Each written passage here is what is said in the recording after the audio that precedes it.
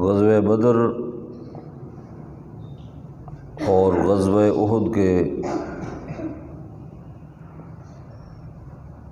درمیان کے حالات و واقعات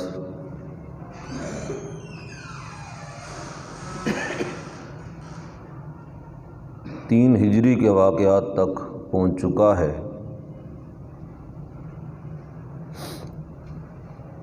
گزشتہ درس میں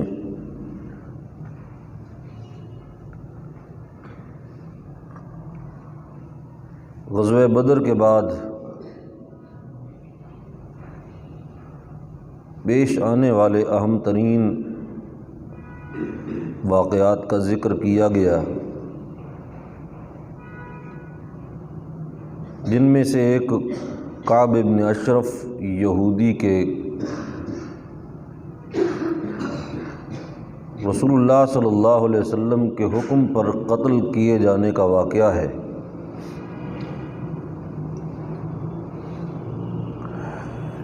چونکہ یہ شخص اپنی شرارتوں کا جال اور دائرہ بہت وسیع کر چکا تھا،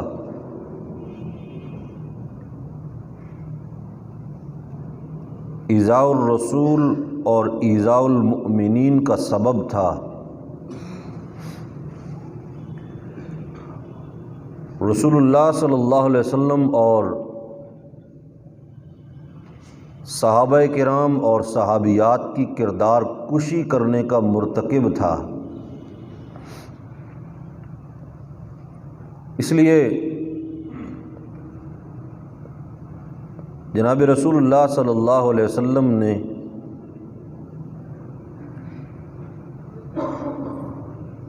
چند افراد پر مشتمل ایک کمانڈو ایکشن آپ نے ترتیب دیا،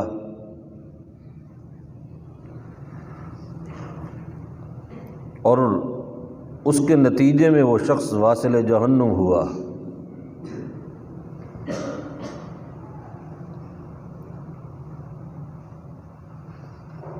آگے چل کے انشاءاللہ یہ بات بھی شاید ضمناً آئے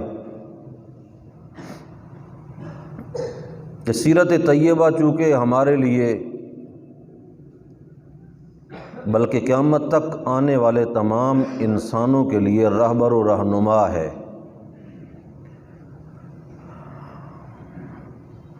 اس لیے رسول اللہ صلی اللہ علیہ وسلم کا یہ عمل مبارک کہ ایک اعلانیہ باغی اور ایک اعلانیہ سازشی اور اعلانیہ توہین کے مرتکب شخص کو آپ نے قتل کروایا اور آپ نے حکم دیا،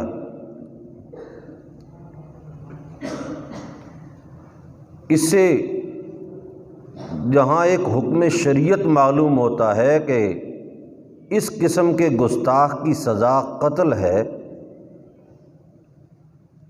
وہیں یہ بات بھی معلوم ہوتی ہے کہ اس کے لیے ایک امیر کی ضرورت بھی ہے، جو امیر اس بات کا حکم دے کر خود اپنی قیادت میں اپنے بندوں کو بھیجے گا۔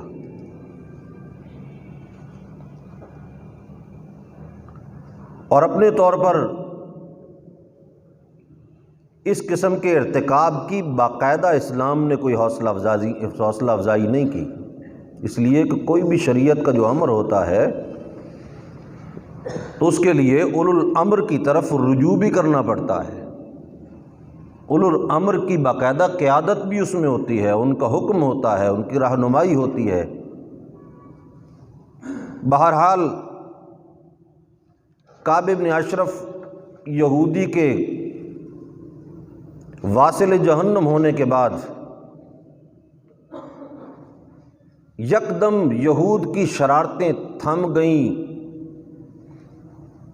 ان کی سازشیں جو ہیں ان پہ سکوت طاری ہو گیا، مرعوب ہو گئے وہ لوگ کہ ایک اتنا بڑا سردار ہے اور 4 5 6 مسلمانوں نے اس کو بڑی آسانی سے واصل جہنم کر لیا ہے، تو اگر یہ مسلمان بپھر گئے تو پھر ظاہر بات ہے کہ کسی یہودی کو پھر مدینہ طیبہ میں رہنے کی اجازت نہیں رہے گی، نہیں ملے گی۔ بنو قینقاع کو پہلے نکالا جا چکا ہے، کعب بن اشرف کو کیفر کردار تک پہنچایا جا چکا ہے، اب وہ خاموش ہو گئے۔ تو اندرونی سازشوں سے کافی حد تک اطمینان ہو گیا، اور ایک لمبے وقت تک یہودیوں کو پھر شرارت کی جرأت نہ ہوئی۔ اب پھر آپ متوجہ ہوئے ان قریش کی طرف جو انتقام کی آگ میں جل رہے تھے، اور بارہا مسلمانوں کے اوپر حملہ آور ہونے کی تدبیریں اختیار کر رہے تھے اور اس کے لیے اسباب فراہم کر رہے تھے۔ مسلمانوں کی باقاعدہ ڈیوٹی لگ گئی کہ مکہ سے مدینہ میں اور مدینہ سے پھر شام تک جو جانے والے راستے ہیں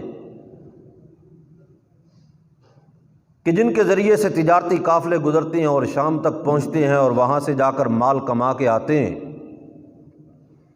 ان راستوں پہ رسول اللہ صلی اللہ علیہ وسلم نے جاسوس مقرر فرما دیے، اور کچھ صحابہ کرام کی وہاں باقاعدہ ڈیوٹی لگ گئی کہ کوئی قافلہ یہاں سے گزرنے نہ پائے، ان کی معاشی سپلائی لائن کو کاٹ دینا چاہیے۔ اور رسول اللہ صلی اللہ علیہ وسلم کا یہ جو عمل ہے یہ ہمارے لیے بہت بڑی رہنمائی ہے۔ بعض لوگ یہ سمجھتے ہیں کہ دیکھو جی چند مولوی بائیکاٹ کر لیں گے تو کیا ہوگا، مولوی تو مسئلہ بیان کر سکتا ہے، مولوی نے اتنی خریداریاں کہاں کرنی ہوتی ہیں، وہ تو آپ کے لیے ہے، آپ کو بتلایا جا رہا ہے کہ بائیکاٹ کرو تو بائیکاٹ کا فائدہ ہوتا ہے۔ معاشی سپلائی لائن اگر کاٹی جائے تو اس کا فائدہ ہوتا ہے، اس لیے کہ غزوہ بدر سے بھی پہلے آپ یہ سن چکے ہیں کہ جتنے بھی ابتداً سرایا اور معرکے اور غزوات ہوئے ہیں، اسی بنیاد پر کہ قریش مکہ جو تھے، کفاران مکہ جو تھے، ان کو مالی اعتبار سے شدید نقصان پہنچایا جائے تاکہ وہ مسلمانوں کے خلاف کسی قسم کی سازش کے لیے سر نہ اٹھا سکیں۔ یہ رسول اللہ صلی اللہ علیہ وسلم کا عمل ہے کہ دشمن کو معاشی اعتبار سے کمزور کرو۔ اب پھر آپ نے راستے پہ باقاعدہ پہرے بٹھا دیے، ان کا ساحلی راستہ بھی غیر محفوظ ہو گیا، پہاڑی راستے بھی ان کے حق میں غیر محفوظ ہو گئے، صحرائی راستے بھی ان کے حق میں غیر محفوظ ہو گئے۔ اب وہ سر جوڑ کے بیٹھے ہیں کہ اب کیا کیا جائے۔ اگر تجارت کے لیے نہ جائیں تو وہاں مکہ میں تو گھاس بھی نہیں اگتی تھی، نہ سبزیاں ہیں، نہ اناج ہے، نہ گندم ہے، بلکہ گندم تو وہاں پر یعنی ایسی نایاب قسم کی چیز تھی اس زمانے کے اندر کہ بہت کم لوگوں نے رسول اللہ صلی اللہ علیہ وسلم کی زندگی میں گندم چکھی ہوگی، یعنی اناج بھی نہیں ہوتا تھا، جو ہوتا تھا وہ کسی حد تک، یا کھجوریں ہیں۔ اب سارا سال گزارا کرنے کے لیے وہ لوگ ایک دو اپنے سفر کرتے تھے، رحلۃ الشتاء والصیف، گرمیوں میں اور سردیوں میں وہ باقاعدہ سفر کرتے تھے، اور اسی کے ذریعے سے ان کا گزارا ہوتا تھا۔ انہوں نے کہا جو مال جمع کر چکے ہیں اس کو تو کھا جائیں گے، ختم ہو جائے گا، پھر بھوکے مرنا پڑے گا، کیا کیا جائے؟ کسی نے مشورہ دیا کہ ایک راستہ ہے، لمبا ہے، اس کو اختیار کرو، نجد اور عراق سے پھر وہ لمبے سفر طے کرنے کے بعد پھر مدینہ طیبہ سے انتہائی مشرق کی طرف ہو کر پھر شام کی طرف نکلو۔ اب پہلے تو یہ ہوتا تھا کہ خود حجاز سے نکل کر شام میں داخل ہو جاتے تھے، اب یہ ہے کہ عراق پہلے جانا ہے، نجد جانا ہے، عراق جانا ہے، پھر اس کے بعد مدینہ طیبہ کی طرف گھوم کر اس سمت میں آ کے پھر شام کی طرف جانا ہے۔ اب ظاہر بات ہے کہ اس قسم کی جو لمبی شاہراہیں ہوتی ہیں تو اس کے لیے یعنی سفر کے لیے، تجارتوں کے لیے زیادہ موزوں نہیں ہوا کرتی، لیکن مجبوری تھی، انہوں نے اس بات کو طے کر لیا کہ ٹھیک ہے اسی طرح کرتے ہیں۔ چنانچہ صفوان ابن امیہ کی قیادت میں پھر انہوں نے سرمایہ لگایا اور اس سفر کے لیے وہ تیار ہوئے اور وہ نکل گئے، لیکن رسول اللہ صلی اللہ علیہ وسلم نے اپنی ریاست کے قیام کے بعد اپنے پہرے مضبوط کیے، اپنی جاسوسی کا نظام مضبوط کیا، مسلمانوں کی معیشت کو بہتر بنایا، مسلمانوں کی یعنی ریاست کی طرف آمد و رفت کے راستوں کو آپ نے محفوظ بنایا، اب جاسوسی کا نظام اتنا منظم تھا، ادھر انہوں نے فیصلہ کیا اور بہت جلد رسول اللہ صلی اللہ علیہ وسلم تک اطلاع پہنچ گئی کہ قافلہ مکہ سے نکل پڑا ہے، عراق کے راستے سے گزرے گا، پھر یعنی نامانوس راستوں سے اور ان لوگوں کے لیے اجنبی راستوں سے وہ گزرے گا۔ چنانچہ ان کو اپنے باقاعدہ بنی بکر ابن وائل کے ساتھ معاہدہ کر کے ان میں سے کوئی قائد اور راہبر تلاش کرنا پڑے جن کو انہوں نے اجرت دی۔ ایک ابن حیان نام کا آدمی تھا، اس کو انہوں نے اپنے ساتھ لگایا اور وہ ادھر سے نکل رہے ہیں، تو آپ نے اپنے صحابہ کرام کی ڈیوٹی لگائی اور زید ابن حارثہ رضی اللہ تعالیٰ عنہ ان کی قیادت میں مختصر سی جماعت صحابہ کرام کی وہ نکل گئی، اور عین ایک چشمے کے اوپر انہوں نے پڑا ہوا تھا، اس کے اوپر اچانک جا کر وہ حملہ آور ہوئے اور اس طرح ان کو خوف زدہ کیا کہ وہ اپنا سارا مال و متاع چھوڑ کے بھاگ گئے۔ اس غزوے کو، اس سریہ کو کہا جاتا ہے سریہ زید ابن حارثہ، اس لیے کہ امیر تھے حضرت زید ابن حارثہ رضی اللہ تعالیٰ عنہ۔ تو وہ بھاگے اور کافی ساری مقدار میں سونا چاندی بھی تھا، اور 2-3 آدمیوں کو گرفتار کر کے لائے جن میں ان کا قائد اور راہبر بھی تھا۔ جو ان کا قائد اور راہبر تھا بنو بکر ابن وائل سے، اس نے جب صحابہ کرام کے معمولات دیکھے کہ قیدی کو پکڑ تو لیا ہے لیکن پھر بھی اس کے حقوق کا لحاظ رکھ رہے ہیں، اس پر ظلم نہیں کیا جا رہا، اس پر تشدد نہیں کیا جا رہا، اس کو باعزت طریقے سے لایا جا رہا ہے، اس نے جب مدینہ طیبہ میں پہنچ کے معمولات دیکھے، اس نے کہا مجھے تو واپس جانے کی ضرورت نہیں ہے، میرے لیے تو یہ ساری زندگی کی قید بھی سعادت ہوگی۔ اس نے کلمہ پڑھ لیا، وہ مسلمان ہو گیا۔ اب جو مال و متاع ان کے پاس سے آیا تھا، جس میں سونا چاندی بھی تھی، آپ نے اس میں سے خمس غنیمت نکالا، اور خمس نکال کر وہ بیت المال میں یعنی جو اس کا اصل مصرف تھا، اقارب وغیرہ، اس پر آپ نے خرچ کیا اور باقی مسلمانوں میں اس کو تقسیم فرما دیا آپ نے۔ اب ایک اور چوٹ لگ گئی مکہ کے مشرکین کو، اب انہوں نے آپس میں مل کے یہ فیصلہ کیا کہ اب کسی بھی صورت میں ہم آرام سے نہیں بیٹھیں گے، اب انتقام لینا مجبوری بن چکا ہے، اب براہ راست حملہ کریں گے، مدینہ کے اندر داخل ہو جائیں گے، ان کو اپنے گھروں میں محفوظ نہیں بیٹھنے دیں گے۔ اس پر وہ قسمیں اٹھا رہے ہیں، صفوان ابن امیہ ہے، ابو سفیان ہے، اور اکرمہ ابن ابی جہل ہے، عبداللہ ابن ربیعہ ہے، مختلف قسم کے سردار اس مہم کی باقاعدہ قیادت کر رہے ہیں، اور ایک ایک گھر کے اندر جا کے دروازہ کھٹکھٹایا جا رہا ہے، ایک ایک قبیلے کے نوجوانوں کو تیار کیا جا رہا ہے، کبھی احابیش کے پاس جو کبھی کسی زمانے میں افریقہ سے آ کر یہاں آباد ہو کر عرب بن گئے تھے اور عربیوں کا انہوں نے ماحول اختیار کیا تھا، بڑے جنگجو قسم کے لوگ تھے، ان سے اعانت طلب کی جا رہی ہے، اور مکہ کے گرد و نواح میں قرب و جوار میں جتنے قبائل تھے سب کو انہوں نے جنگ پر آمادہ کیا۔ اور ان کی اس مہم کا اندازہ لگاؤ کہ ابو جہل اتنا بڑا سردار تھا ان لوگوں کا، لیکن اس کے باوجود 1000 بندہ نکال کے لے جا سکا تھا، اور انہوں نے 3000 بندہ نکال لیا اپنا، وہ 3000 کا لشکر لے کر نکل پڑے،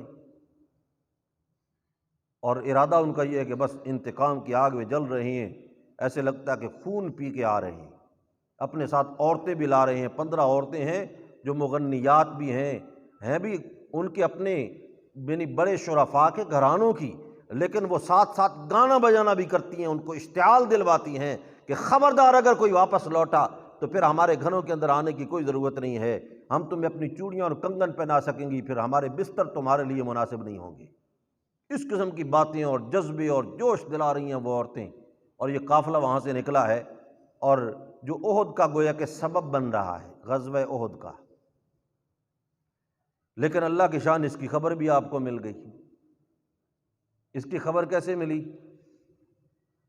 حضرت عباس رضی اللہ تعالیٰ عنہ، جو آپ کے چچا ہیں، جو کہ ابھی مکہ میں تھے، اور مشہور یہی ہے کہ مسلمان بھی نہیں تھے ابھی تک، لیکن انہوں نے باقاعدہ ایک اپنا قاصد بھیجا اور وہ سارے حالات لکھے انہوں نے، رسول اللہ صلی اللہ علیہ وسلم تک وہ قاصد پہنچا۔ آپ اس وقت مسجد قباء میں تشریف فرما تھے، ابی بن کعب آپ کے پاس تھے، ابی بن کعب نے وہ خط پڑھ کے سنایا، آپ نے فرمایا ابی اس خط کو اب راز میں رکھنا، قاصد کو بھی کہا کہ جلدی واپس چلے جاؤ اور اس راز کو ظاہر نہ ہونے دینا۔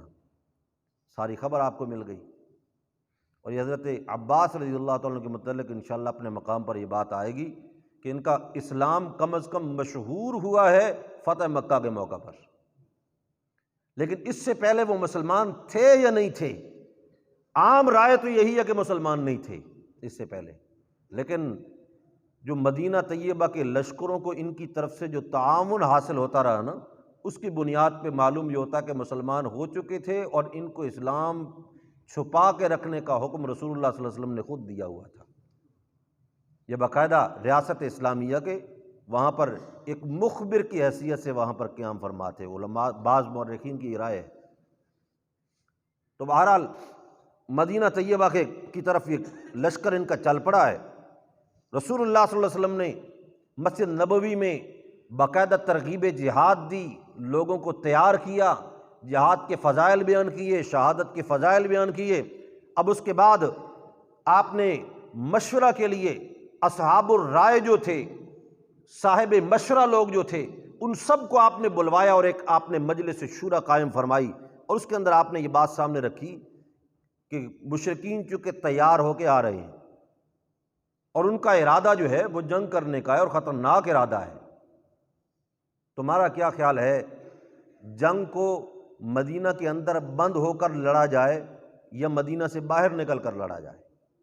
آپ نے مشورہ طلب کیا اور ساتھ ہی آپ نے خواب بھی اپنا سنایا۔ آپ نے فرمایا کہ میں نے خواب میں دیکھا ہے کہ کچھ گائیں ذبح ہو رہی ہیں، اور خواب میں نے یہ بھی دیکھا ہے کہ میری تلوار پر چھوٹے چھوٹے دندانے پڑے ہوئے ہیں، جس طرح تلوار کند ہو جاتی ہے اس پر دندانے پڑے ہوئے ہیں۔ اور پھر فرمایا میں نے یہ بھی دیکھا ہے کہ میں نے اپنا ایک ہاتھ اپنی محفوظ زرہ کے اندر ڈال لیا ہے۔ صحابہ کرام نے عرض کی فما اول تہا یا رسول اللہ، پھر آپ نے اس کی کیا تعبیر فرمائی؟ فرمایا کہ گائیوں کا ذبح ہونا تو کوئی اتنی بڑی بات نہیں ہے، اس لیے کہ وہ حلال جانور ہے، اور یہ اشارہ ہے کہ مسلمانوں میں سے اللہ نے کچھ شہداء کی شہادت قبول فرمائی ہے، یہ تو کوئی اتنی پریشانی کی بات نہیں ہے۔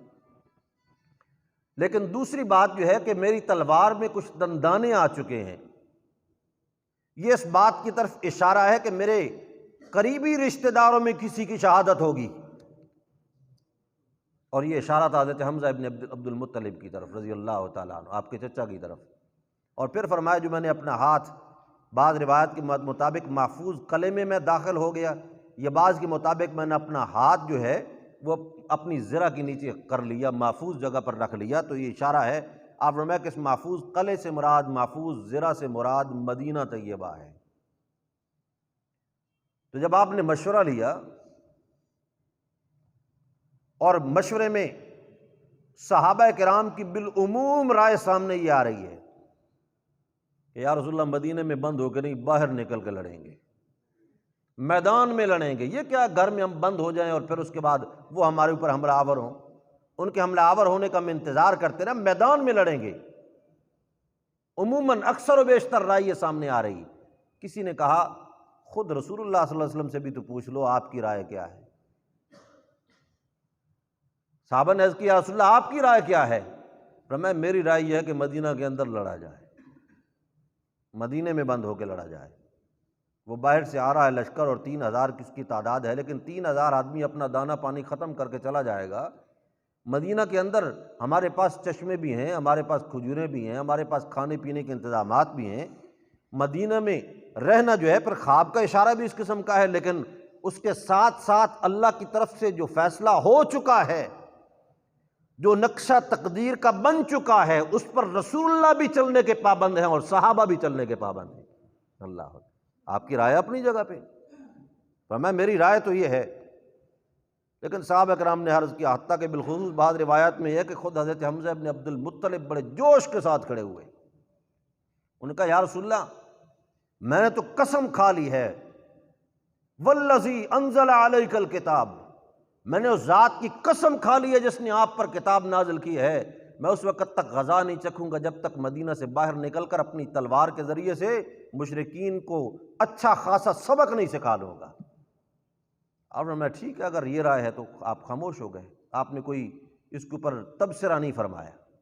اور بعض صحابہ نوجوان جو تھے، اصل سبب ہوتا ہے نا ہر چیز کا، یہ جو جوش اور جذبہ تھا اس کا سبب یہ تھا کہ بعض ایسے نوجوان صحابہ بھی تھے جو بدر میں شریک نہیں ہو سکے تھے، اس لیے کہ بدر کا واقعہ جو ہے وہ تو سارا ایک اتفاقی حادثہ تھا، تو کئی لوگ رہ گئے تھے، شریک نہیں ہو چکے تھے، تو ان کے سامنے جب اہل بدر کا اعزاز و اکرام آیا، فرشتوں کا اترنا آیا، رسول اللہ کی دعائیں آئیں، اللہ کی مدد و نصرت آئی، جب ان چیزوں کے واقعات اور حالات سامنے آئے تو وہ اپنے دل میں یہ حسرت محسوس کرتے تھے کہ کاش ہم بھی بدر میں شریک ہوتے، لیکن بدر میں تو شریک نہیں ہو سکے تھے۔ تو اب کہا کہ چلو بدر میں نہیں، اس سے آگے باہر نکل کر جس میدان میں ہم جائیں، ہم اسی طرح کے جوہر دکھائیں جس طرح کے جوہر اہل بدر نے دکھائے تھے، پھر اللہ کا انعام جس طرح ان پر نازل ہوا تھا ہمارے اوپر بھی نازل ہو جائے۔ اصل میں یہ جذبہ تھا، ظاہر بات ہے۔ اور ان جن لوگوں سے مشورہ طلب کیا گیا ان میں عبداللہ ابن ابی ابن سلول بھی تھا، رئیس المنافقین، چونکہ بنو خزرج کا وہ سردار تھا، اور بنو خزرج کافی سارے اہل خزرج مسلمان ہو چکے تھے، اور ان کی طرف سے نمائندے کی حیثیت سے اس کو بلوایا گیا۔ اس نے کہا میری رائے بھی وہ ہے جو رسول اللہ صلی اللہ علیہ وسلم کی رائے ہے، لیکن بڑا فرق ہے۔ رسول اللہ صلی اللہ علیہ وسلم کی رائے جنگی تدبیر کی بنیاد پر تھی، اور عبداللہ ابن ابی ابن سلول کی رائے جو تھی وہ بزدلی کی بنیاد پر تھی۔ وہ یہ چاہتا تھا کہ مدینہ کے اندر جس وقت رہیں گے تو کسی کو کیا پتا کوئی لڑ رہا ہے یا گھروں میں چھپا ہوا ہے یا کوئی کدھر ہے کوئی کدھر ہے، وہ اس بنیاد پر تھی۔ لیکن آپ گھر میں تشریف لے گئے، اور جب آپ گھر سے باہر تشریف لائے آپ نے ایک کی بجائے دو زریں پہنی ہوئی، سر پہ آپ نے خود ڈالی ہوئی ہے آہنی ٹوپی جو ہوتی ہے لوہے کی ٹوپی، وہ آپ نے سر پہ ڈالی ہوئی، آپ نے اپنی تلوار سجائی ہوئی ہے، اور اس کے بعد آپ نے فرمایا کہ چلو ٹھیک ہے نکلو ارادہ کریں۔ جب آپ کو اس جنگی حال میں دیکھا نا صحابہ کرام نے، تو حضرت سعد ابن معاذ، اسید ابن حضیر رضی اللہ تعالیٰ عنہما، انہوں نے آپس میں یہ کہا کہ کہیں ہم نے اللہ کے رسول کو ناراض تو نہیں کر دیا، ہم نے آپ کی بات نہیں مانی، ہم نے آپ کو مجبور تو نہیں کر دیا۔ تو انہوں نے صحابہ کرام سے بات کی، تو کافی سارے صحابہ جو تھے ان کو ندامت محسوس ہونے لگی کہ ہم نے اپنی رائے جو تھی اتنے پرزور طریقے سے پیش کی کہ آپ خاموش ہو گئے، اور آپ نے لباس پہنے اور آپ اب فرما رہے ہیں نکلو۔ تو آپ کے پاس آئے اور عرض کیا قد اکرہتنا یا رسول اللہ، ہم نے آپ کو مجبور کر دیا ہے، آپ اپنی مرضی کا فیصلہ کریں، آپ مدینے کے اندر رہنا چاہیں تو ہم بھی اندر رہ کے لڑیں گے، ہمارے تو جذبات تھے ہم نے اس کا اظہار کر دیا ہے، آپ اپنی رائے کو مد نظر رکھیں، ہماری رائے کو مد نظر نہ رکھیں۔ اب میں کہ لا ينبغی لنبی، پر میں کسی نبی کے یہ لائق نہیں ہوتا کہ جس وقت وہ جنگ کی تیاری کر کے ہتھیار اور اسلحہ اپنا پہن لے اس کے بعد وہ اتارتا پھرے، یہ بات کبھی اس قسم کی نہیں ہوتی۔ اب نکلو اور نکلنا ہوگا، فیصلہ ہو چکا ہے۔ اللہ، یہاں پر بھی بہت بڑی قیمتی بات ہے اور اشارہ ہے۔ فرمایا وشاورہم فی الامر فاذا عزمت فتوکل علی اللہ، صحابہ کرام سے مشورہ بھی کرو، لیکن جس وقت فیصلہ کر لیا نا، یہ نہیں دیکھنا کہ میری رائے پہ فیصلہ نہیں ہوا ان کی رائے پہ فیصلہ ہوا ہے، جس کی رائے پہ بھی فیصلہ ہوا ہے اللہ پہ توکل کر کے قدم اٹھاؤ، رائے کے اختلاف میں پڑنے کی کوئی ضرورت نہیں۔ حالانکہ رسول اللہ صلی اللہ علیہ وسلم کو براہ راست اللہ کی طرف سے وحی آتی، حکم ہو سکتا تھا کہ بس اس طرح چلو، باہر نکلو یا اندر رہو، آپ خود بھی اس حیثیت و اہلیت کے مالک تھے بحیثیت نبی ہونے کے کہ آپ حکم دے دیتے کہ مدینہ کے اندر لڑیں گے، کسی سے مشورے کی کوئی ضرورت نہیں۔ لیکن آپ نے قیامت تک آنے والے مسلمانوں کو زندگی گزارنے کا ایک نقشہ سمجھانا تھا۔ آپ کی زندگی قیامت تک آنے والے لوگوں کے لیے، سلاطین کے لیے، حکمرانوں کے لیے، اماموں کے لیے، خلفاء کے لیے، مجاہدین کے لیے، عام لوگوں کے لیے اور دین کا کام کرنے والے لوگوں کے لیے آپ کی زندگی چونکہ نمونہ تھی، اس لیے فرمایا کہ کوئی کام کسی مقتدر قوت کو بھی، صاحب اقتدار کو بھی اپنے ساتھیوں کے مشورے کے بغیر نہیں کرنا چاہیے، اور پھر اس کے بعد مشورے میں جو طے ہو جائے اگرچہ نبی کی رائے کے خلاف بھی ہو پھر بھی اس پر عمل کرنا ضروری ہو جائے گا۔ اذا عزمت فتوکل علی اللہ، اور لوگ فیصلے ہو جانے کے بعد رائے کا اختلاف لے کے بیٹھے ہوتے ہیں، دیکھو جی ہماری رائے پہ فیصلہ نہیں ہوا، اور یہی کام کیا پھر عبداللہ ابن ابی ابن سلول نے، رئیس المنافقین نے، جس طرح بعد میں بات آئے گی آپ کے سامنے۔ تو معلوم ہوتا ہے کہ مشورہ کرنا رسول اللہ کی سنت ہے صلی اللہ علیہ وسلم۔ ڈکٹیٹر بننا جائز نہیں، آمر بننا جائز نہیں، اپنے فیصلے ٹھونسنا جائز نہیں، کام مشورے کے بعد ہونا چاہیے، لیکن مشورے کے بعد پھر مشورے کے اوپر تبصرے کرنا بھی جائز ہو نہیں ہے۔ اور اگر کوئی خروج کرے گا تو پھر اس کا تعلق جو ہے وہ پھر جماعت سے خروج ہوگا، اور جماعت سے خروج والا شخص جو ہے وہ دوزخ میں جاتا ہے۔ رسول اللہ صلی اللہ علیہ وسلم نے فرمایا من شذ شذ فی النار، جو جماعت سے ٹوٹتا ہے تو پھر دوزخ میں ہی جاتا ہے، جہنم میں اس کا ٹھکانہ ہوتی ہے۔ اللہ، چنانچہ رسول اللہ صلی اللہ علیہ وسلم باہر نکلے، صحابہ کرام کا کہ ایک تعداد آپ کے ساتھ ہے، 1000 کا لشکر تیار ہوا، جن میں سے عبداللہ ابن ابی کے بھی قریبی آدمی 350 آدمی اس کے ہیں، باقی صحابہ کرام ہیں۔ جس وقت آپ ثنیۃ الوداع میں پہنچے، وہاں پر آپ نے دیکھا کہ ایک اچھے خاصے اسلحہ اور تلواروں سے اور ہتھیاروں سے، جنگی ساز و سامان سے لیس ایک جماعت کھڑی ہے سامنے۔ آپ فرمایا یہ کون لوگ ہیں جو ہماری جماعت سے ذرا فاصلے پہ دور کھڑے ہیں؟ یہ کون لوگ ہیں؟ صحابہ نے عرض کیا یا رسول اللہ، یہ بنو خزرج کے حلیف یہودی ہیں، بنو خزرج کے ساتھ جن کا تعلق ہے، جن کی بھائی بندیاں ہیں، جن کے آپس میں معاہدے ہیں، یہ وہ یہودی ہیں اور یہ ہمارے ساتھ جنگ کے لیے جانا چاہتے ہیں۔ فرمایا خبردار واپس کرو ان کو، انا لا نستعین بمشرک، ہم کسی مشرک تھے، اللہ کے راستے میں مدد کے کوئی قائل نہیں ہے، مدد طلب کرنے کے ان کی کوئی ضرورت نہیں ہے۔ چنانچہ جس وقت تھوڑا سا آپ آگے چل کے گئے تو عبداللہ ابن ابی جو ہے، ظاہر بات ہے کہ یہ چیزیں جو ہیں یہ تو ایمان انسان کو مجبور کرتا ہے نکلنے کے لیے، جب ایمان نہ ہو تو پھر بزدلی ہوتی ہے، اس کو قسم قسم کے وساوس آنے لگے۔ اس نے اپنے ساتھیوں کو اکٹھا کر کے کہا کہ اس جنگ کا میں قائل نہیں ہوں، یہ کوئی جنگ ہے؟ یہ اپنے آپ کو قتل کروانا ہے، اپنے آپ کو مارنا ہے، یہ بھی کوئی جنگ ہے؟ مدینہ طیبہ کے اندر رہتے اور یہ کرتے اور وہ کرتے، میں نے ایک رائے دی تھی، میری رائے نہیں، میں رائے کو نہیں مانا گیا، لہذا میں ان کا ساتھ نہیں دے سکتا۔ اس نے بغاوت کر لی کھلی، اس نے بغاوت کی اور وہ اپنے 350 آدمیوں کو لے کے آ گیا۔ اس کی سازش یہ تھی کہ باہر نکل کر اپنے آدمیوں کو جب واپس لائیں گے، باقی مسلمانوں کی صفوں کے اندر بھی بزدلی پھیلے گی، اور چنانچہ کچھ اثر اس کا ہوا بھی صحیح۔ بنو سلمہ ہیں، بنو حارثہ ہیں، ان کے قدم بھی ڈگمگائے، اور قرآن کہتا ہے اذ ہمت طائفتان منکم ان تفشلا، تم میں سے 2 جماعتیں تھیں جن کے قدم ڈگمگانے والے تھے، واللہ ولیہما، لیکن ان کے دلوں کو اور ان کے قدموں کو سہارا اللہ نے دیا، واللہ ولیہما وعلی اللہ فلیتوکل المؤمنون، اور اللہ ہی پر مومنوں کو توکل کرنا چاہیے کہ مدد و نصرت کس کی طرف سے آتی ہے؟ اللہ کی طرف سے آتی ہے۔ چنانچہ آپ نے جب ان کو بلوایا اور آپ نے تسلی دی، وہ مطمئن ہو گئے، اور اس کے بعد وہ 650 کا لشکر باقی رہ گیا۔ اب مقابلے میں کتنے ہیں؟ 3000 ہیں، 350 واپس چلا گیا مسلمانوں کا 1000 میں سے، تو 650 مسلمانوں کے باقی رہ گئے۔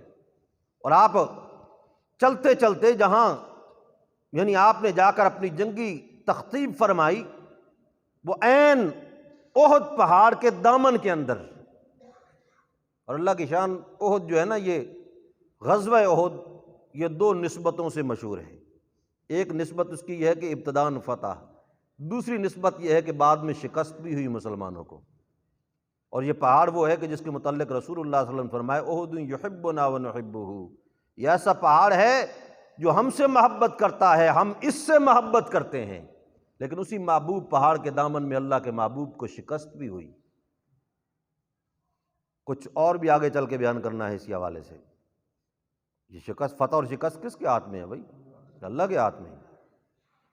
آپ کو وقتی طور پہ شکست بھی ہوئی، مسلمانوں کی صفوں میں رسول اللہ کی زندگی میں صرف فتح ہی ہوتی، شکست کا نام نہ ہوتا، تو پھر اس کے بعد رسول اللہ کی وفات کے بعد اگر کبھی شکست ہوتی قیامت تک آنے والے مسلمانوں کو، تو پھر وہاں پر نمونہ اور نقشہ یہ نہ ہوتا، مسلمان بزدل ہو جاتے اور اپنی صفوں میں اس قسم کا انتشار پیدا کر لیتے کہ مسلمانوں کا اسلام ہی خطرے میں پڑ جاتا، ان کا ایمان ہی خطرے میں پڑ جاتا، لیکن اللہ نے اپنے رسول کی زندگی میں فتح بھی دکھائی اور رسول کی زندگی میں شکست بھی دکھائی۔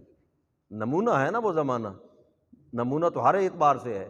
لوگ کہتے ہیں جی دیکھو جی شکست کیوں ہو گئی تھی، اس شکست بھی دی اللہ نے، اور اس کے بعد تسلیاں بھی اس طرح دیں کہ جس طرح یعنی کوئی باپ اپنی اولاد پر سختی کرنے کے بعد اپنی روتی اولاد کو تھپکیاں دے دے کر یہ سمجھاتا ہے نا تیرا اس میں فائدہ تھا، تجھے میں مارتا ہوں تو میری تیرے ساتھ کوئی دشمنی نہیں۔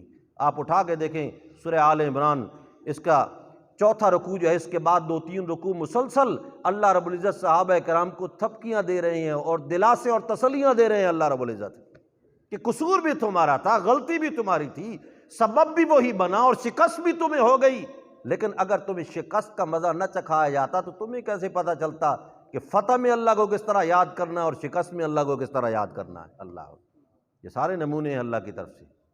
اللہ، تو غزوہ احد کے دامن میں آپ نے ایک جنگی تدبیر فرمائی، اور جبل رمات جہاں تیر اندازوں کو عبداللہ ابن جبیر رضی اللہ تعالیٰ عنہ کی قیادت میں آپ نے کچھ تیر انداز وہاں کھڑے کیے، اور ان کو آپ نے فرمایا کہ تم نے یہی رہنا ہے، اندر میدان ہے اور پیچھے سے ہمارے اوپر شاہ سوار لوگ حملہ کر سکتے ہیں، تم نے پیچھے سے عقب میں حملہ ہونے والے حملے کو تم نے روکنا ہے اپنے تیروں کے ذریعے سے، اور اگر میدان میں جو کچھ بھی ہو جائے، اگر شکست اس قسم کی ہو کہ تم یہ سمجھو کہ مسلمانوں کو بھیڑیے اٹھا کے لے جا رہے ہیں، تو خبردار پھر بھی تم نے نیچے نہیں اترنا ہے، تم نے وہیں کھڑے رہنا ہے۔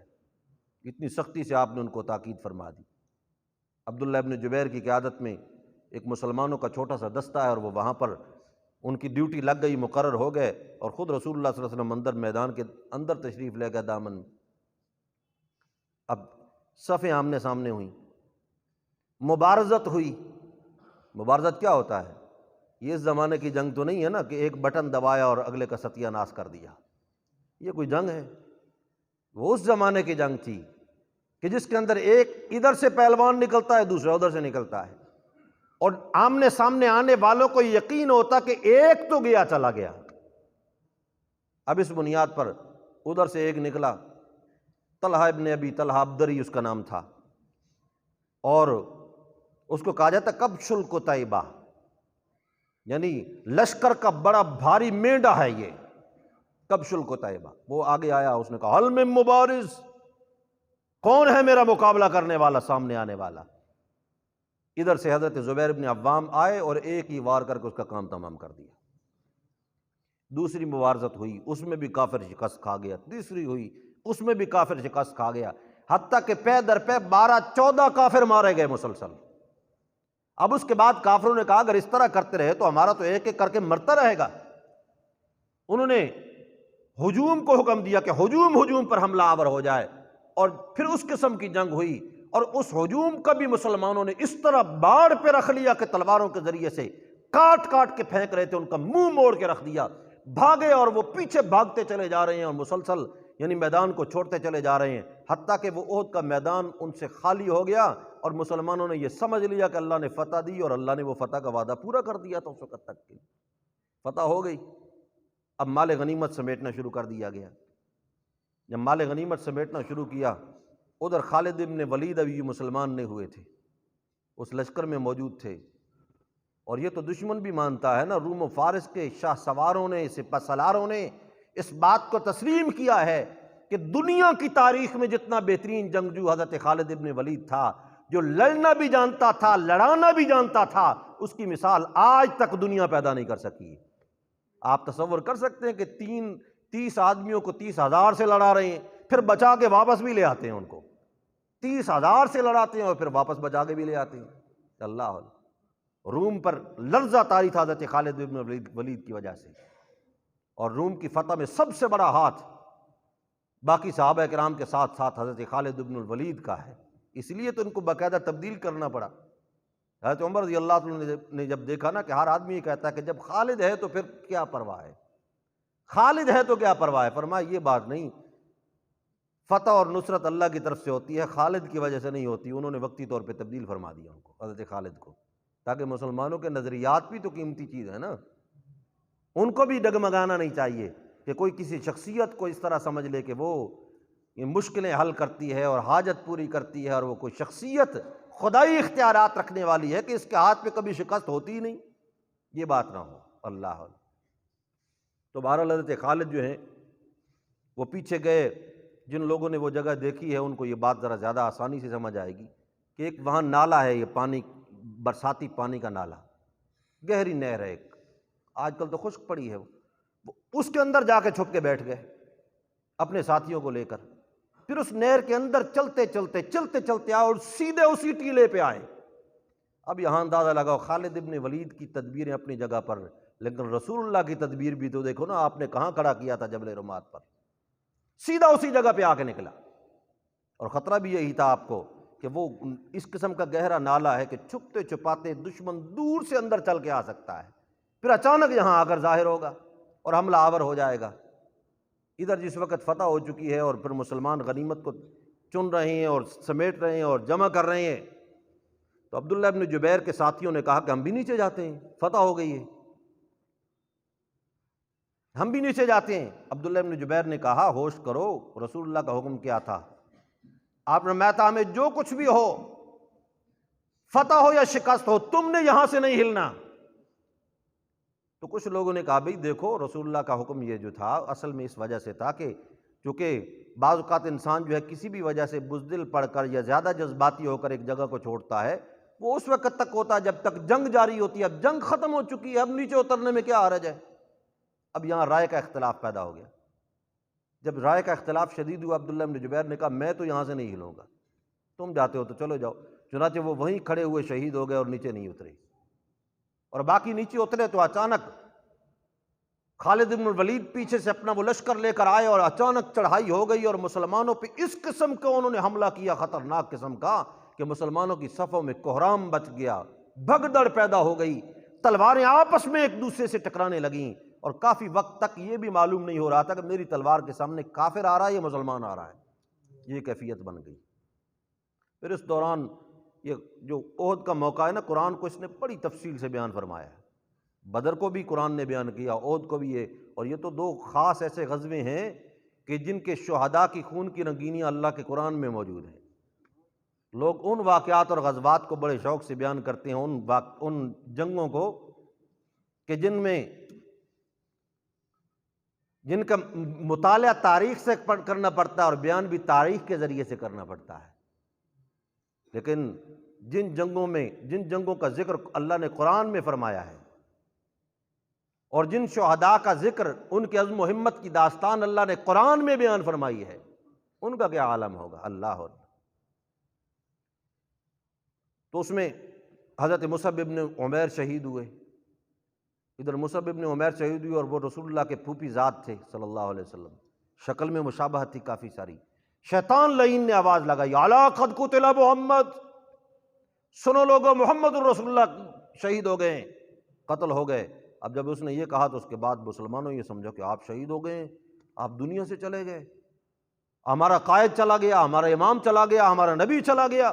اب اسی گھبراہٹ کے اندر مسلمان جو تھے وہ آپس میں گتھم گتھا ہو گئے۔ اللہ، عجیب و غریب کیفیت پیدا ہو گئی، اور حتیٰ کہ ایک بار رسول اللہ صلی اللہ علیہ وسلم کے اوپر اتنا خطرناک ہوا کہ آپ کی جو ذرہ تھی اس کی کڑیاں آپ کے رخسار میں گھس گئیں، اور خود کی ایک کیل آپ کے سر مبارک کے اندر گھس گئی، سر زخمی ہو گیا، خون نکلنا شروع ہو گیا، اور رسول اللہ صلی اللہ علیہ وسلم زخمی ہیں، اور ساتھ ہی آپ یہ فرما رہے ہیں کیف یفلح القوم، کیف یفلح القوم شجعوا نبیہم، وہ قوم کیسے کامیاب ہو سکتی ہے جنہوں نے اپنے نبی کو بھی زخمی کر دیا ہے۔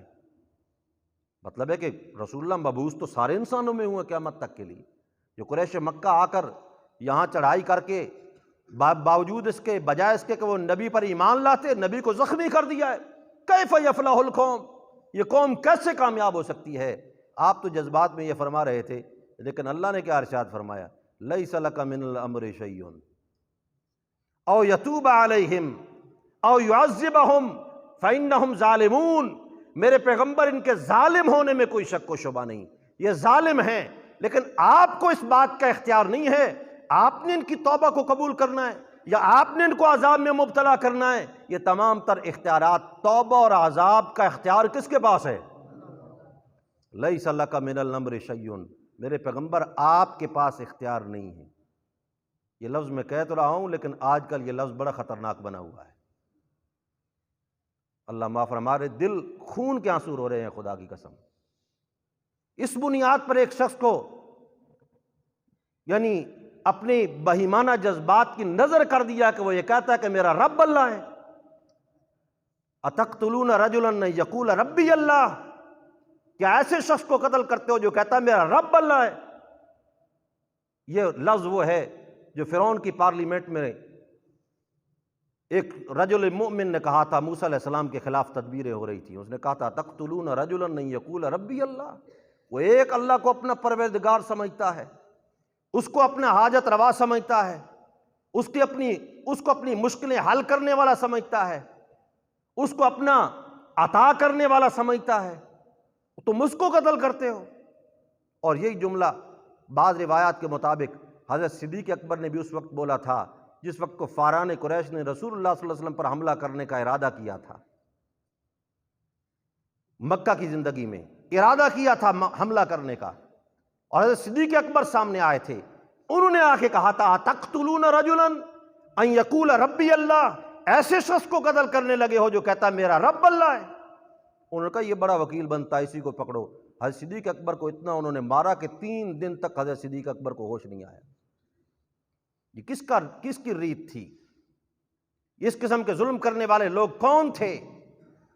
جو خدا کی خدائی کے مقابلے میں، اس کی الوہیت کے مقابلے میں آنے والے لوگ تھے۔ اللہ اللہ۔ لیکن اس کو نام کون سا دیا گیا؟ عوام کو بے وقوف بنا کر۔ عوام بھی ہماری عوام کا نام ہوتی ہے نا، یہ تو ایک بھوسے کا ڈھیر ہے، بس ایک چنگاری چھوڑنے کی ضرورت ہوتی ہے، بس چنگاری لگا دی جائے۔ اور سیدھی بات ہے کہ یہ جو ماچس ہوتی ہے نا چنگاری لگانے والی، یہ مولوی کے ہاتھ میں ہوتی ہے۔ یہ اچانک واقعات نہیں پیش آتے اس قسم کے۔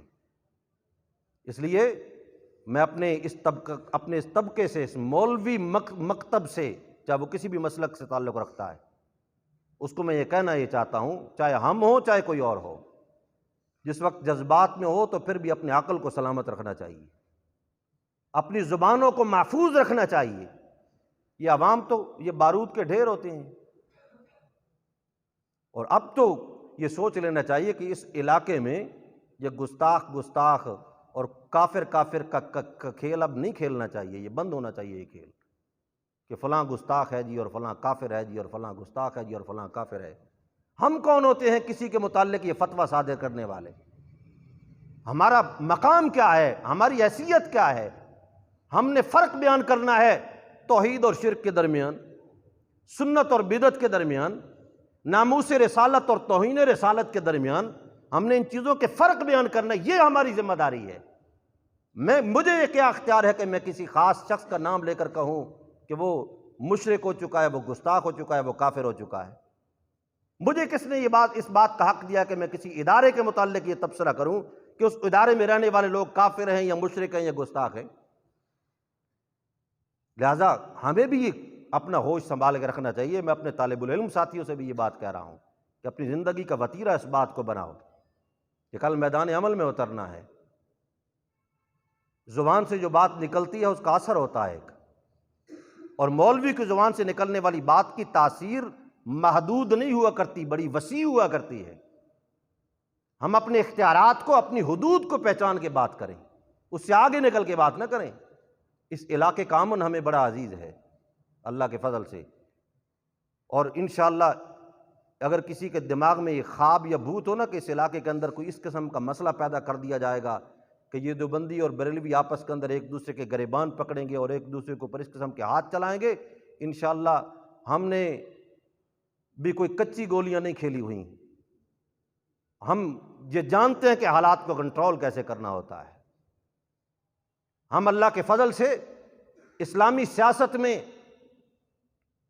حضرت شیخ الہند مولانا محمود حسن دیوبندی، حضرت مدنی، حضرت مفتی محمود، اور موجودہ دور میں مولانا فضل الرحمن دامت برکاتہم، ان کی سیاسی بصیرت کے قائل ہیں، ان کے پیروکار ہیں۔ ہمیں یہ پتہ ہے کہ علاقے میں امن و امان کو برقرار کس طرح رکھا جاتا ہے. ہم انشاءاللہ امن و امان کو پامال نہیں ہونے دیں گے اس علاقے کے اندر. لیکن ایک دست بستہ درخواست ہے آئندہ کے لیے تمام لوگوں سے، تمام مولویوں سے، کہ اپنی تقریروں میں یہ شدت جو ہے نا اس کی کوئی زندگی نہیں ہوتی. شدت کو کم کرو. اپنا مسلک ہر کوئی بیان کرے، اپنی مسجدوں میں بیان کرو، اپنی مجلسوں میں بیان کرو، اپنے جلسوں میں بیان کرو، لیکن اس کو ایسا رنگ دینا کہ جس سے ایک ذاتی دشمنی اور عناد کا ایک ایسا منظر سامنے آنے لگے کہ جس طرح کل اس بے وقوف انسان نے کیا ہے. اس قسم کے مناظر میں اس کا یہ مطلب نہیں، نہ کوئی یہ مطلب لے کہ میں یہ کہہ رہا ہوں کہ کسی مولوی نے اس کو پڑھایا اور سکھایا ہے. میں یہ سمجھتا ہوں اور ممبر پہ بیٹھنے والا آدمی ہوں، مجھے اس بات کا علم ہے کہ کوئی مولوی یہ جرت نہیں کر سکتا کہ کسی کو کہے فلاں کو جاؤ اور قتل کرو. یہ بات نہیں ہو سکتی. لیکن عوام جو ہے جب اس کو بھڑکایا جائے یا اس کو شدت والا جب سپرٹ ملنا شروع ہوتا ہے تو پھر شر پسند عناصر جو ہے اس کو اپنے مقاصد کے لیے استعمال کر لیا کرتے ہیں. اب بازار میں لوگوں کو مولویوں نے اکٹھا نہیں کیا. میں تو یہ سمجھتا ہوں کہ حکومت کو یہ چاہیے کہ یہ تحقیق کرے کہ کس نے بازار کے اندر یہ آوازیں لگائیں، کس آدمی کے پاس اس کی توہین کی باقاعدہ ویڈیو موجود ہے. تو عوام مشتعل ہو کر نکل آئی. ہم تو گئے تھانے کے اندر جا کر حالات کو معلوم کرنے کے لیے کہ ہمیں پتہ تو چلے کہ ہے کیا اصل واقعہ. ہماری تو ذمہ داری ہے کہ ہم نے قوم کو سنبھالنا ہے. اور جب وہاں جا کر بات سنی اور اس سے پوچھا جی کہاں ہے جی ویڈیو، اس نے کہا جی میرے پاس تو کوئی ویڈیو نہیں. اس کو کس نے اس بات پر، کس نے لوگوں کو اس بات پر اشتعال دلوایا اور جمع کیا اور تھانے کا گھیراؤ کس نے کروایا؟ ان کے پیچھے کون تھا؟ مولوی تو تھانے کے اندر صورتحال کا جائزہ لینے کے لیے کھڑے تھے. اور پھر اس کے بعد وہ تو دست بستہ درخواست کر رہے تھے ہجوم سے، خدا کے لیے واپس چلے جاؤ، ہم معاملہ خود سنبھالیں گے اور سنیں گے اور بات کو سمجھنے کی کوشش کریں گے. لیکن عوام تو کسی کو سمجھنے کی مہلت ہی نہیں دیتی. تو یہ اس قسم کے واقعات عموماً غلط رویوں کا نتیجہ ہوتے ہیں. میں جس طریقے سے آپ لوگوں کو یہ بات کہوں کہ آپ لوگ اپنے معاشرتی اور سماجی رویے درست کریں، اپنے آپ کو سنت کا پیروکار بنائیں، دوسری طریقے سے مجھے بھی یہ چاہیے کہ میں بھی اپنے رویے کو درست کروں اور اپنے رویے کو سنت کے مطابق بناؤں اور رسول اللہ کی سنت کا پابند بناؤں، تاکہ اس معاشرے میں یہ امن و امان جو ہے یہ برقرار رہے. باقی ہر کسی کی اپنی یہ ایک دینی معاملہ ہے، ہر کوئی اپنے دلائل کے ساتھ اپنی عوام کو قائل کرے جس طرح کوئی قائل کرتا ہے، پھر عوام کی مرضی، کوئی جس طرف مرضی چلا جائے. لیکن کسی کے متعلق اس قسم کی یعنی پرتشدد گفتگو کرنا کہ جس کے نتیجے کل کلاں خدا نخواستہ خطرناک نکلنے لگیں، تو یہ روش اچھی روش نہیں ہے. اگر کوئی اس طرح کرتا ہے تو اس کو یہ سمجھ لینا چاہیے، چاہے میں کروں چاہے کوئی اور کرے. اللہ رب العزت صحیح طور پر قرآن و سنت کو سمجھنے کی، عمل کرنے کی توفیق نصیب فرمائے. وما علینا الا البلاغ المبین. الحمدللہ رب العالمین والعاقبۃ للمتقین والصلاۃ والسلام علی سیدنا محمد وآلہ وصحبہ اجمعین. رب اغفر وارحم وانت خیر الراحمین. اللہم اعنا علی ذکرک وشکرک وحسن عبادتک. ربنا لا تزغ قلوبنا بعد اذ ہدیتنا وہب لنا من لدنک رحمہ انک انت الوہاب. اللہم احسن عاقبتنا فی الامور کلہا واجرنا من خزی الدنیا ومن عذاب الآخرہ. رب اغفر وارحم وانت خیر الراحمین. یا الہ العالمین، تمام حاضرین مجلس کے صغیرہ کبیرہ گناہوں کو معاف فرما. یا اللہ ہمارے قلوب کو پاک اور صاف فرما. یا رب العالمین ہمارے دلوں کو اپنی محبت کا مرکز بنا. اپنے نبی حضرت محمد الرسول اللہ صلی اللہ تعالیٰ علیہ وسلم سے سچی محبت نصیب فرما. آپ کے نورانی طریقوں پہ چلنے کی توفیق نصیب فرما. یا رب العالمین جو لوگ اپنے دل میں جو جائز حاجات لے کے بیٹھے ہیں، ہر ایک کی حاجت کو خزانہ غیب سے پورا فرما. قرض داروں کے قرضوں کا خاتمہ فرما. جو لوگ رزق کی تنگی میں مبتلا ہیں انہیں حلال فراخ رزق نصیب فرما. حلال مصارف پہ خرچ کرنے کی توفیق نصیب فرما. یا رب العالمین جہاں جہاں مسلمان مظلوم ہیں ان کی مدد و نصرت فرما. یا رب العالمین جہاں جہاں مسلمان مظلوم ہیں ان کی مدد و نصرت فرما. اسلام کا بول بالا فرما. یا رب العالمین دنیا میں اسلام کا نفاذ فرما. یا رب العالمین ہمیں ہماری آنکھوں کو اسلام کے نور سے ٹھنڈا فرما. یا رب العالمین جو کل ہمارے یہ دوست پرسوں بینک مینیجر شہید ہوئے ہیں عمران حنیف صاحب، یا رب العالمین ان کی مغفرت فرما. ان کو جوار رحمت میں جگہ نصیب فرما. یا رب العالمین ان کے اہل خانہ کو صبر جمیل نصیب فرما. یا رب العالمین اس ظلم پہ ان کے سیئات کو درگزر فرما. رب العالمین ان کے درجات کو بلند فرما. وصلی اللہ تعالیٰ علی خیر خلقہ محمد وآلہ وصحبہ اجمعین. آمین برحمتک یا ارحم الراحمین.